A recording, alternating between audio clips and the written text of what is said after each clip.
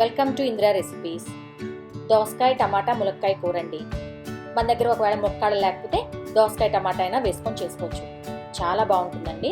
మాది ప్రకాశం జిల్లా అండి, అందుకనే మా ఊర్లో మా స్టైల్లో ఎలా చేసుకుంటున్నామో చూపించాము. ముందుగా స్టవ్ పై ఒక కడాయి పెట్టుకొని అందులోకి 1 టేబుల్ స్పూన్ నూనె వేసుకోండి. నూనె కాగిన తర్వాత అందులోకి ఆవాలు,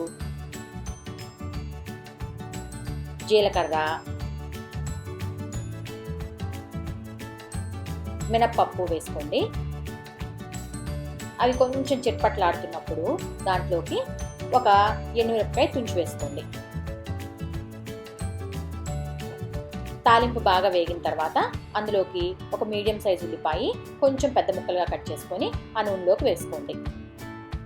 తర్వాత 2 మీడియం సైజ్ టొమాటో కట్ చేసుకొని నూనెలోకి వేసుకోండి.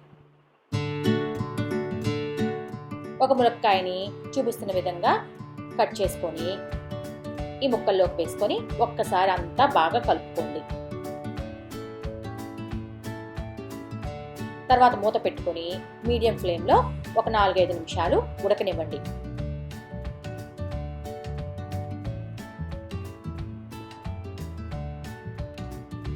ఇప్పుడు దోసకాయ ముక్కల్ని వేసుకోండి. మేము ఇక్కడ 1/2 కిలో దోసకాయలు తీసుకున్నామండి. దోసకాయలు కట్ చేసుకునేటప్పుడు విత్తనాలు రుచి చూసి వేసుకోండి, చేదొస్తాయి దోసకాయలతో. మీ రుచికి తగినంత ఉప్పు వేసుకోండి. పసుపు,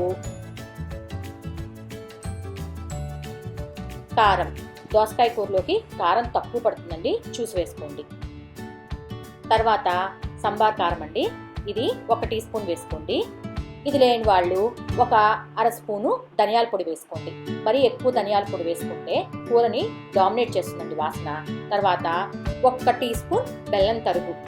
ఇది దోసకాయ టొమాటోలో ఉన్న పులుపుని బ్యాలెన్స్ చేస్తుందండి. చాలా బాగుంటుంది, ఒకసారి ట్రై చేయండి. తీయగా ఉంటుందేమో అనుకుంటున్నారేమో, అస్సలు ఉండదండి. చివరిగా 1 టీ స్పూన్ చింతపండు పేస్ట్, లేదంటే 1 రెబ్బ చింతపండు పెట్టుకోండి. ఇదివరకు నాటు టమాటాలు బాగా పుల్లగా ఉండేయండి, కాబట్టి కూర చాలా బాగుండేది.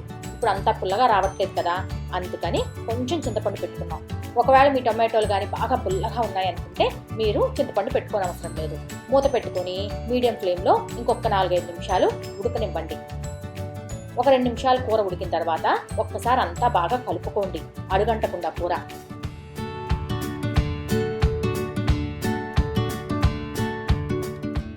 కూరను కలుపుకున్న తర్వాత మళ్ళీ మూత పెట్టుకొని ఇంకొక 2-3 నిమిషాలు ఉడకనివ్వండి. 5 నిమిషాల తర్వాత చూస్తే మనకి దోసకాయ ముక్క ట్రాన్స్పరెంట్గా కనిపిస్తుందండి. దాంట్లో కొంచెం కరివేపాకు వేసుకొని ఒక్కసారి కూర మళ్ళీ అంతా కలుపుకోండి. స్టవ్ ఆఫ్ చేసుకొని చివరిగా కొంచెం కొత్తిమీర వేసుకోండి.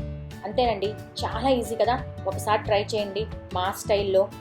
సంబార్ కారం రెసిపీ నేను మీకు డిస్క్రిప్షన్ బాక్స్లో మెన్షన్ చేస్తానండి, కావాలనుకున్న వాళ్ళు ట్రై చేయండి. కానీ సంబార్ వేసుకుని ఏ కూర చేసుకున్నా దాని రుచే వేరుగా ఉంటుందండి. ఒకసారి ట్రై చేయండి మా స్టైల్లో. దోసకాయ టమాటా ములక్కాయ కూర చాలా బాగుంటుందండి.